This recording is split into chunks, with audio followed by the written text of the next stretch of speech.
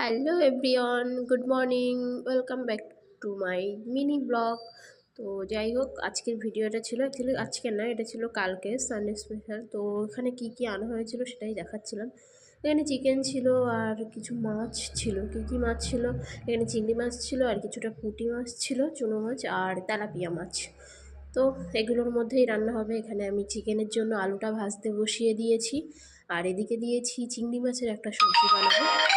তো সেটাকেই ভাজতে বসিয়ে দিয়েছি। এই যে চিংড়ি মাছ দিয়ে এই সবজিটা করব। তো এটা তো কাটাই আছে, শুধু মাছটা ভেজে নিয়ে দিয়ে দেবো। আর এখানে মাংসের জন্য আলুটা ভাজা হয়ে যাচ্ছে।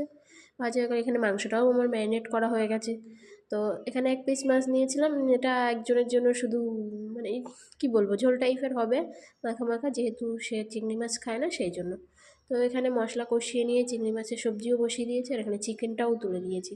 তো একসাথে পরপর ক্লিপগুলো দেখাচ্ছি, যেহেতু আলাদা করে এই মুহূর্তে নিতে পারছি না আর কি। আমার গলা শুনে বুঝতেই পারছো শরীরটা প্রচণ্ড খারাপ। তো সেখান থেকে কালকে তো ভিডিও দিতেই পারিনি।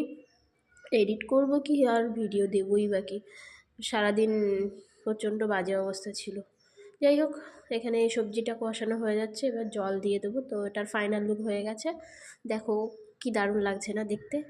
তো আর এখানে ছিল আমাদের, মানে পুরো রান্নাটা শেষে আমি দেখাচ্ছিলাম কি কি রান্না করা হয়েছিল। যাই হোক, এখানে ছিল ওই চিংড়ি মাছ দিয়ে যে সবজিটা সেটা, আর এটা তো সেই একটা মাছ দিয়ে করেছিলাম, ওটা খাওয়া হয়েই গেছে, অর্ধেক খাওয়া হয়ে গেছে, তারপরে আমি ভিডিও ক্লিপগুলো নিলাম আর কি। আর এখানে চিকেন ফাইনাল লুক এই যে। তো খেতে সেই টেস্ট হয়েছিল, খারাপ বলবো না। তো টাটা।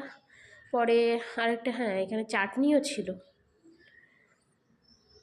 আর লাস্ট আম ছিল। যাই হোক, টাটা, সবাই ভালো থেকো, সুস্থ থেকো, আবারও দেখা হবে নতুন একটা ভিডিও নিয়ে।